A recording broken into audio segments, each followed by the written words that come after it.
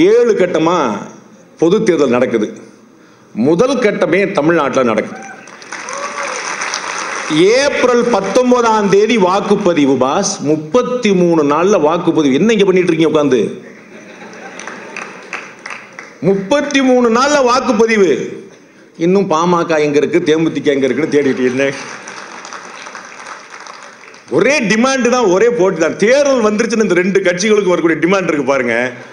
அடாடாடாடாடா, எப்படியாவது கஷ்டப்பட்டு பேர் வாங்கி ஒரு கட்சி ஆரம்பிச்சுன்னு பாக்க. சாணக்கியா மக்கள் முன்னேற்ற கழகம். என்ன டிமாண்ட், என்ன டிமாண்ட் பாருங்க. மன்சூர் அலிகான் அண்ணன் கூட பேசினா அப்புறம் நம்ம ஏன் கூட பேச மாட்டாங்களாங்க? உடனே அவர் குறை சொல்ல நினைச்சாங்க. அவர் வேற சண்டைக்கு வருவார். அவரை கட்சி விட்டு தூக்கிட்டாங்களா தெரியுமா உங்களுக்கு? இன்னைக்கு மதியம் எனக்கே எங்க ஊருக்காரங்க தான் பிரேக் நியூஸ் சொன்னாங்க. என்ன மாப்பிள தெரியுமா, மன்சூர் அலிகான் கட்சி விட்டு, மன்சூர் அலிகான் கட்சி விட்டு தூக்கி அவர் தானடா கட்சி அப்படின்னு. அதெல்லாம் கிடையாது. பொதுக்குழு செயற்குழு கூட்டல அப்படின்னு சொல்லிட்டு பொதுக்குழு செயற்குழு கூட்டாம நிக்கிட்டாங்க. பொதுக்குழு செயற்குழு கூட்டாம அவர் டிசைட் பண்ணான்னு சொல்லி பொதுக்குழு செயற்குழு கூட்டாம இவங்க முடிவு பண்ணிட்டாங்க. இந்த பொதுக்குழு செயற்குழுனாலே இது பிரச்சனை தான். அது அதிமுகவா இருந்தாலும் சரி, எதுவாக இருந்தாலும் சரி. அதுல ஒரு பெரிய பழைய அரசியல் ஒண்ணு இருக்கிற அண்ணன் இருக்கிறதுனால சொல்லிடுறேன். அந்த பொதுக்குழு செயற்குழு கூட்டி தான் திருமதி சசிகலா அவர்களை இடைக்கால பொதுச் செயலாளர் சொன்னாங்க. அந்த பொதுக்குழு செயற்குழு கூட்டி இவங்களை நாங்க நீக்கிட்டோம் அப்படின்ட்டாங்க. அப்புறம் பொதுக்குழுக்கு அந்த அதிகாரம் இருக்குதா இல்லையான்னு ஒரே குளறுபடி ஆகி போச்சு. இப்ப ரெட்டலை சின்னத்துக்காக ஒரு போட்டி நடந்துகிட்டு இருக்கு. எங்கள் அண்ணன் ஓபிஎஸ் ரொம்ப அடம் பிடிக்கிறார். போட்டியிட்டால் இரட்டை இலை. ஏனே அது நம்மகிட்ட இல்லையேனே, பொறுத்து இருந்து பாருங்க. இந்த அரசியல் தலைவர்களுடைய அந்த மர்மங்கள் இருக்கு பாருங்க. நமக்கு ஒரு டவுட் வருது. திடீர்னு எலெக்ஷன் கமிஷன் நோட்டீஸ் பண்ணாங்க. ஆஹா, ஆரம்பிச்சிட்டாங்களா? முதல்ல இருந்தா அப்படின்னு பயங்கர ஆச்சரியமான பரபரப்பு போய்கிட்டே இருக்குது. ரொம்ப 33 நாள் டைம் அப்படிங்கிறது என் கணக்கில் ரொம்ப ஷார்ட் டைம். அண்ணன் டிடிவிட்ட கேட்டேன், கருத்து கேட்டேன். என்ன கரெக்டுங்க, படக்குன்னு ஆரம்பிச்சு படக்குன்னு முடிச்சோம் அப்படின்ட்டு. சும்மா இது இவங்கள்ட்ட தான் போயிட்டு இழுத்துக்கிட்டு பேசிட்டு படக்குன்னு முடிச்சிடும். ஏன்னா 33 நாள் தானே இருக்கும். நம்மகிட்ட எத்தனை பேர் இருக்காங்க ஏனே தெரியல. ஏன்னா அங்கே எத்தனை பேர் இருக்காங்க, இங்கே எத்தனை பேர் இருக்காங்க. 33 நாள் எல்லாம் சரியா போய் பார்த்து. எங்களுக்கு ஒரு 60-70 நாள் இருந்தா தானே கண்டென்ட் ஓடும். ஏப்ரல் 19 இங்கெல்லாம் ஓட்டு போட்டு முடிச்ச அப்புறம் ஜார்க்கண்டில் தேர்தல்னா நீங்க யார் பார்க்க போறீங்க? நேரா ஜூன் 4 தான் டிவி ஆன் பண்ணுவாங்க. அது ஜூன் 4 வாக்கு எண்ணிக்கை. ஜூன் 4 வரைக்கும் டிவியை தொடைய மாட்டாங்க. நம்ம மாநாட மயிலாட நமக்கு பிக் பாஸ் இந்த மாதிரி நம்ம மக்கள் நீதி மைய தலைவர் கமலஹாசன் இல்லையா, ஒரு அண்ணன் வச்சிருக்கிறாரு. அது போட்டு ஜாலியாக பார்த்துட்டு ஹாப்பியாக இருக்க தேவையில்லாமல் கொண்டு போய் இந்த சாணக்கியா ரங்கராஜ் பாண்டே எப்போ பார்த்தாலும் பேசிட்டே இருப்பான். அவனே வேற பேசிட்டு இருக்கான் பாதி நேரம் வரும். ஒரு 33 நாள் ஷார்ட் பீரியடு. இப்போதைக்கு உங்கள்கிட்ட ஒன்று மட்டும் கேட்பேன், அவ்வளோலாம் போனதுக்கப்புறம் நான் வேற கேட்குறேன். தயவு செய்து ஓட்டு போடுங்க. அது ரொம்ப முக்கியம். தமிழ்நாடு எப்பயுமே சராசரியா 70% வாக்குகளை போட்டுட்டே இருக்கு. இன் ஆவரேஜ் 70% போலிங் ஆயிரும். பத்தாது. ஒரு 80-85 போட்டு எலெக்ஷன் கமிஷனை திங்க் பண்ண வைக்கணும். என்னப்பா பிரச்சனை, 85% ஓட்டு போட்டீங்க, என்ன பிரச்சனை யோசிக்க வைக்கணும். அப்படி நடந்தா மட்டும்தான் நீங்க நினைக்கிறது நடக்கும்.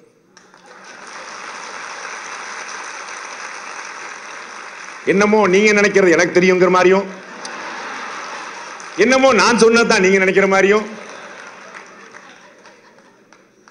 அந்த திலானா மோகன் பல்ல சொல்ல பாங்களா, அவர் வாசிக்க இவர் ஆட. நான் சொல்றது உங்களுக்கு ஒண்ணு வேணும்னா நீங்க மேல ஓட்டு போடுங்க, வேற ஒண்ணுமே இல்லை. என்கிட்ட ஒரு நல்ல ஒரு 60-65 வயசு லேடி என்கிட்ட கேட்டாங்க, அதெல்லாம் விடு, இந்த எலெக்ஷன்ல யார் ஜெயிப்பா அப்படின்னா. நான் விடல. மேடம் நீங்க யாருக்கு ஓட்டு போட்டீங்க அப்படின்னு. நீங்க யாருக்கு ஓட்டு போடுவீங்கன்னு கேட்டு. நான் தான் ஓட்டு போடுறதே கிடையாது. இவாளெல்லாம் ஓட்டே போடுறது கிடையாது. யார் ஜெயிப்பான்னு உங்களுக்கு தெரிஞ்சு இப்போ உடனே. That is not going to work. எங்களுடைய பியூர் பாலிடிக்ஸ் கிளாஸ்ல நான் சொல்லுவேன், அரசியலில் நீங்கள் ஈடுபடவில்லை என்று சொன்னால் உங்களுக்கு பிடிக்காத அரசியல் உங்களை ஆளும். அரசியலில் நீங்கள் ஈடுபடவில்லை என்று சொன்னால் உங்களுக்கு பிடிக்காத அரசியல் உங்களை ஆளும். அப்ப உங்களுக்கு பிடிக்கணும் ஒண்ணு வேணும்னு நினைச்சா அதை யூ ஹேவ் டு இனிஷியேட். உங்களை கோஷம் போட சொல்லல, கொடி பிடிக்க சொல்லல, ஆர்ப்பாட்டம் பண்ண சொல்லல, நீங்க ஓட்டு போட போங்க. இந்தியாவில் 100 வயதுக்கு மேல எத்தனை பேர் இருக்காங்க தெரியுமா? இன்னைக்கு தான் எலெக்ஷன் கமிஷன் சொன்னார் 2 லட்சம் பேர் இருக்கிறாங்க இந்தியாவில். 100 வயதுக்கு மேற்பட்ட வாக்காளர்கள் 2 லட்சம் பேர் இருக்கிறாங்க. 85 வயசுக்கு மேல ஏகப்பட்டது.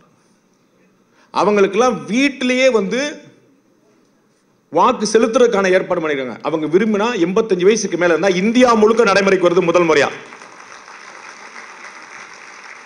85 வயதுக்கு மேற்பட்டவர்கள், 40% மேல் மாற்றுத்திறனாளிகளாக இருப்பவர்கள், அவர்கள் எல்லாம் நமக்கு யார் கொடுத்த ஐடியா?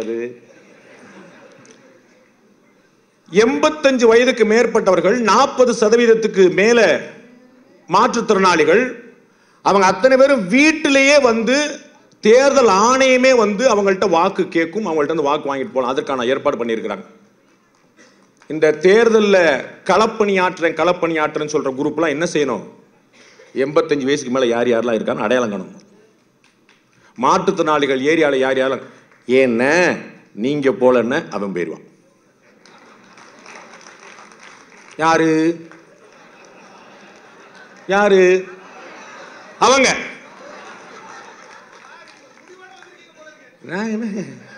இது ஒரு ஆரம்பங்க. 3 பெருமக்களை மேல வச்சுட்டு முடிவா ஆரம்பம். இப்பதானே ஓப்பனிங். இன்னும் போக போக பாருங்க, இன்னும் பயங்கரமான கலகட்டம். சோ நான் பாருங்க தேர்தல் ஆணையத்துக்கு சாதகமா பேசிட்டு இருக்கிறேன், நீங்க வேற எதுவும் நினைச்சு பேசிட்டு இருக்கீங்க. நான் 85 வயதுக்கு மேற்பட்ட பெருமக்கள், 40 வயதுக்கு மேல இருக்கக்கூடிய மாற்றுத்திறனாளி பெருமக்கள், அவர்களெல்லாம் வாக்கு செலுத்த வைப்பதற்கான உங்களுடைய களப்பணி ஆற்றுங்கள்னு சொன்னா நான் பிஜேபிக்கு வாக்கு செய்றீங்கன்னு சொன்ன மாதிரி நீங்க கேட்டுட்டு இருக்கிறீங்க.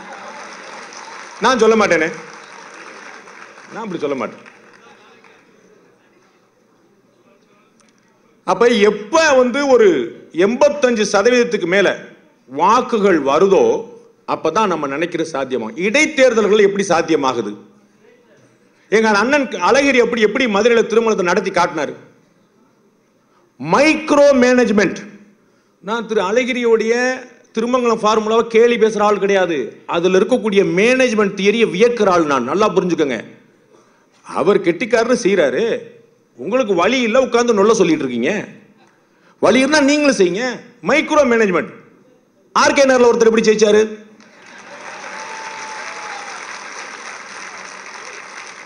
ரூலிங் பார்ட்டியை எதிர்த்து, முந்தானத்து வரைக்கும் கூட இருந்தவங்களை எதிர்த்து,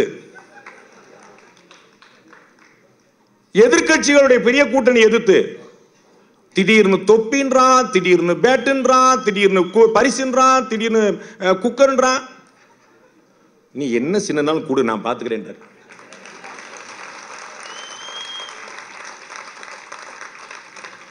இன்னைக்கு ஏதோ நாம் தமிழருக்கு வந்து சின்னம் கொடுக்குறாங்க கொடுக்கலன்னு ஒரே சண்டை ஓடிட்டு இருக்கு. எங்க அண்ணனுக்கு இன்னைக்கு வரைக்கும் கொடுக்கல, அவங்க விடவே மாட்டேன்றாங்க. இப்ப எந்த பிரச்சனையும் இல்ல, அண்ணன் கிரீன் சிக்னல் வாங்கிட்டு வந்துட்டாரு.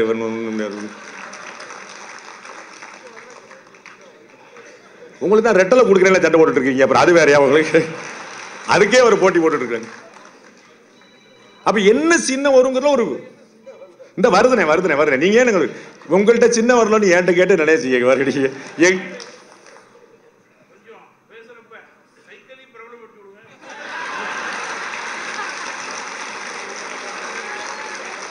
இல்லைண்ணே, இப்பதானே இந்த பக்கம் வந்தேன். அடுத்த சீட்டு தான். நான் பொதுவா சீட்டுக்கு ஆசைப்பட மாட்டேன், ஒவ்வொரு சீட்டா வரலாம் தான் யோசிச்சேன். சைக்கிள் சின்னத்தில் எவ்வளவு பெரிய பிரச்சனை தெரியுமா? திரு சீமானுக்கு வந்து ஏற்கனவே கர்நாடகாவில் ஒருத்தர் முன்னாடி வந்து கேட்டார், 30 நாள் முன்னாடி கேட்டார். அப்படி எங்க அண்ணனுக்கு ஏகப்பட்ட பிரச்சனை. அவர் அந்த பிரச்சனையெல்லாம் பார்க்கறதுக்குள்ள படக்குன்னு இந்த பக்கம் சின்ன பிரச்சனைட்டாங்க. அப்புறம் போச்சு, சரி வந்து சண்டை போட்டுட்டு இருக்காரு இன்னைக்கு வீட்டில். என்னன்னா ஒரு மாநிலத்திற்குனால இன்னொரு மாநிலத்தில் கொடுக்க மாட்டேன்னு. சமாஜ்வாடி கட்சி சைக்கிள் வச்சுக்கிட்டு இருக்கு, தெலுங்கு தேசம் கட்சி சைக்கிள் வச்சுட்டு இருக்கு. எங்க அண்ணன் ஏற்கனவே சைக்கிள் வச்சிருந்தாரு. இவங்க நினைச்சா ஒண்ணு செய்யறாங்க. நாங்க முந்தினவருக்கே முதலிடம்ன்றாங்க. எங்க போய் முந்தனும் தெரியல, எங்க போய் முட்டணும் தெரியல. இப்போ ஒன்றும் பிரச்சனை இல்லை வச்சுங்க. அண்ணா இருக்காரு, அண்ணாமலை வேற கூட இருக்கிறாரு, சைக்கிள் வேற கூட இருக்குது. அப்படி அது ஆட்டோமேட்டிக்கா வந்து பிரித்து பார்க்க முடியாத எது ஒன்றும் அண்ணாமலையும் சைக்கிளும் இல்லையா? அது வந்து அதனால வந்து ஆட்டோமேட்டிக்கா ஓடிடும். இவ்வளவு பிரச்சாரம் பண்றேன், ஏதாவது கோப்பாச்சா கேப்பாச்சா ஏதாவது 2 பேர் ஏதாவது கொடுத்தீங்கன்னு அண்ணனே வேற வந்து எனக்கு ஏன் கட்சி கொஞ்சம் 2 பிரச்சாரம் பண்ணேன். நல்ல வார்த்தை சொல்றேன். நான் வந்து எங்க சேனல்ல மைக் டெஸ்ட் பண்ணும்போதெல்லாம் வந்து நான் வந்து ஏன்னா 4 நல்ல வார்த்தை சொல்லுங்க அப்படிமே. நம்ம வந்து மைக் டெஸ்ட் பண்ணுங்க ஹலோ அப்படின்னு சொல்லும்போது 4 நல்ல வார்த்தை சொல்லுங்க. அது மாதிரி அண்ணன் வந்து இப்போ என்னை பற்றி 2 நல்ல வார்த்தை சொல்லுங்க. உங்களை பத்தி தான் நாங்கள் 5 நிமிஷம் சொன்னோமே. வந்து அவ்வளவு ஆச்சரியமான மனிதர். இன்னைக்கு யார் கிடைப்பா தமிழ்நாட்டில் இப்படி ஒரு அரசியல்வாதி வந்து கற்பனை பண்ண முடியாது. ஒரு சூட் கேஸ் இல்லை, ஒரு கவர் கூட இல்லை, அத்தனையுமே இல்லாம நம்ம வந்து வெறும் அன்பு தான். நம்ம அன்பு தானே, அது அன்பு எப்பயும் ஓடிட்டு இருக்கும். அண்ணன் டிடிவி பத்தி சொல்லிக்கிட்டே போலாம். அவர் வந்து ஒரு பேட்டில் சொன்னார், பாண்டே வந்து இம்ரான்கான் மாதிரி யாருக்கரா போடுவாரு, நான் டேவிட் பூன் மாதிரி 6 அடிச்சிருவேன் அப்படின்னு. நான் கூட முதல் வரியை கேட்டு என்னை தான் பாராட்டார் நினைச்சேன். வந்து அண்ணன் நம்மள ரொம்ப பெருசா 2வது வரியில் 6 அடிச்சு போடுவேன். எப்படி சொல்லி நானும் அண்ணனும் பேசின லைவ் இன்டர்வியூ வந்து ரொம்ப வைரல். முதல்ல வந்து பயங்கர நல்லா வைரலா போச்சு. அது வந்து அது எடிட் பண்ணாம அப்படி நாங்கள் ஒன்றும் பெருசாக எடிட் பண்ண மாட்டோம். அது வந்து எங்க பேட்டி கொடுத்த எல்லாருக்குமே தெரியும். திரு டிடிவி தினகரன் அவர்கள் வந்து எவ்வளவு சேலஞ்சஸ் மற்ற ஒரு அரசியல்வாதியா இருந்தா தற்கொலை செஞ்சிருப்பாங்க. நான் சீரியஸா சொல்றேன்.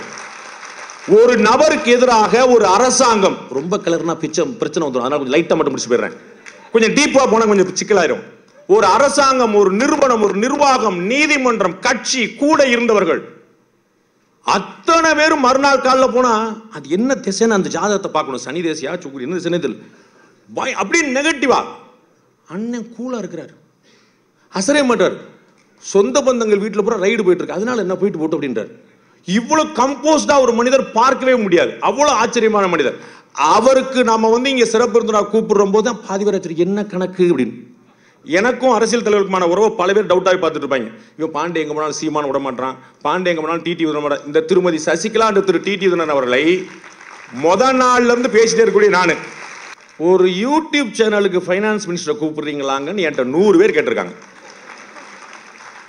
அது யூடியூப் சேனலோட குறை இல்லைங்க, ஃபைனான்ஸ் மினிஸ்டரோட பெருந்தன்மைங்க அப்படின்னு. அவங்களுடைய மெக்னானிமிட்டிங்க, அவங்களுடைய பெருந்தன்மைங்க அப்படின்னு. இந்த மாதிரி சின்ன பிள்ளைகளை வந்து வளர்த்து விடணுங்கிறது அம்மாவுக்கு தெரியாதா? பிள்ளைகளை வளர்த்து விடணுங்கிற அம்மாவுக்கு தெரியாதா? கட்டாயம் பண்ணும். அவங்களுடைய உயரம் என்ன அப்படிங்கிறது நம்ம வெளியிலேருந்து பார்த்துட்டு இருக்கிறோம். வெளியிலேருந்து பார்த்தாலும் இந்த பக்கத்துலேருந்து அனுபவிக்கிற ஒன்று இருக்கு பார்த்தீங்களா? அம்மாவுக்கு ஒரு 5 PA இருக்காங்க. 5 PAல யாராவது ஒருத்தர் ப்ளீஸ் கால் மீன்னு எனக்கு மெசேஜ் போட்டால் எனக்கு பிபி பூரா ஏறிடும். ஐயோ கால்மியா அப்படி சாமியெல்லாம் கும்பிட்டு பெருமாள் படத்தை வச்சுட்டு தான் ஃபோன் எடுத்து தலைவா என்ன சொல்லுங்க தலைவா அப்படின்னு. இந்த மாதிரி நீங்கள் மேடம் அப்படி கூட்டிருந்தீங்க, இங்கே போறீங்க எல்லாம் போட்டு இதை தூக்கி அங்கே போடுங்க, அதை தூக்கி தலைவா நான் வெளியே நின்று தலைவா இப்படியா ப்ரோக்ராம் நடத்தி கொடுத்து தலைவா பயங்கர ஷெட்யூல்டா மெட்டிகுலஸா அப்படி பிளான் பண்ணி தே மேட் இட் ஹேப்பன். நான் சொன்னா பழிக்கிறதுக்கு நான் ஜோதிடர் செல்வியா? ஜோசியம் சொல்லி பழிச்சிட்டு உங்களுக்கு சுக்கிரன் 8ல் இருக்கான், சனி 4ல் இருக்கான், இவங்க கூட்டணியில் யார் இருக்கான்னு பார்க்கணும், அவ்வளோதான் பாயிண்ட். கூட யார் இருக்கான்னு பார்க்கணும், அவ்வளோதான் பாயிண்ட். அது சரியா வந்துச்சுன்னா கணக்கு சரியா போயிடும். திரு KS அழகிரி அவர்கள் காங்கிரஸ் கட்சியுடைய முன்னாள் மாநில தலைவர். இப்போ நான் கடைசியாக இப்போ சமீபமாக லேட்டஸ்ட்டாக நான் பேட்டி எடுத்திருந்தேன், நீங்கள் பார்த்துருப்பீங்க. அந்த பேட்டிக்கு போன உடனே அண்ணன் என்கிட்ட கேட்டார், இப்பெல்லாம் பாண்டே நீங்கள் ஓப்பனாகவே பிஜேபி சப்போர்ட் பண்ண ஆரம்பிச்சிட்டிங்கல்ல அப்படின்னாரு. நான் அவர்கிட்ட ரொம்ப அடக்கத்தோடு சொன்னேன், ஆனால் நான் இது வரைக்கும் சொன்னல ஏதாவது ஒன்று பொய்ன்னு சொல்லியிருக்கேன், நான் மன்னிப்பு கேட்டுறேன் அப்படின்னு. நான் பிஜேபி சப்போர்ட் பண்ணனா இல்லையாங்கிறது அப்புறம் விட்டுருங்க. நான் சொன்னல ஒன்று பொய் சொல்லிட்டியப்பா, நீ நரேந்திர மோடி வந்து இத்தனை மாதிரி 80 கோடி பேருக்கு 5 வருஷம் இலவசமாக தானியங்கள்லாம் கொடுக்குறேன்னு சொன்னாருன்னு சொன்னி அப்படி கொடுக்கலை அப்படின்னு பொய் சொல்லிட்டியப்பா சொல்லியிருக்கேன், நான் மன்னிப்பு கேட்டுறேன் அப்படின்னு. அவர் செய்கிறாருன்னு நான் சொல்கிறேன். பிஜேபி தமிழ்நாட்டில் 3வது பெரிய கட்சியாக வளர்ந்துக்கிட்டு இருக்குன்னு சொல்கிறேன். நான் சொன்ன போது சங்கினாங்க, அதுக்கப்புறம் 5 கருத்து கணிப்பு வந்துருச்சு. டைம்ஸ் நவுல சொல்றாங்க, CNN சொல்றாங்க, இந்தியா டுடேல சொல்றாங்க, புதிய தலைமுறையில் சொல்றாங்க. எங்க சித்தப்பா பையன் அப்படின்னு சொன்னார், கன்ஃபியூஸ் ஆயிடாதீங்க, பிரசாந்த் கிஷோர் பாண்டே சொல்லிட்டாரு. இவ்வளவு பேர் சொல்லிட்டாங்க. அப்ப நான் வந்து ஓகே சங்கி நான் சொன்னேன், இத்தனை பேருமா? அப்ப யோசிக்க கண்ணு முன்னாடி சில மாற்றங்கள் தெரிகிறது, கண்ணை மூடிக்கொண்டு மாற்றங்கள் நடக்கவில்லை என்று சொன்னால் உங்களை நீங்கள் ஏமாற்றிக் கொள்கிறீர்கள் அர்த்தம். அவ்வளவுதான் நான் சொல்ல வர பாயிண்ட். இப்போ காங்கிரஸ் கட்சி இப்படி இருக்குது, டிஎம்கே அலைன்ஸ் ரொம்ப ஸ்ட்ராங்கா இருக்குது. நான் திரும்பவும் சொல்றேன், இன்னைக்கு தேதிக்கு திமுக கூட்டணி சாதாரணமாக 30 இடங்களை வென்றுவிடும். திமுக கூட்டணி சாதாரணமாக 30 இடங்களை வென்றுவிடும். அதற்கு மேல நீங்க ஒண்ணு விரும்புனீங்க அப்படின்னா, இல்ல பாஸ் பாண்டே சொல்றது தப்பு, இந்த முறை பாண்டேயோட கணிப்பை நாங்க பொய்யாக்க போறோம், திமுக 30 அடிக்க போறது இல்ல, நாங்க பாரு என்ன பண்றோம் அப்படின்னு நீங்க நினைச்சீங்கன்னா அதற்கு தேவை ஹார்ட் ஒர்க்.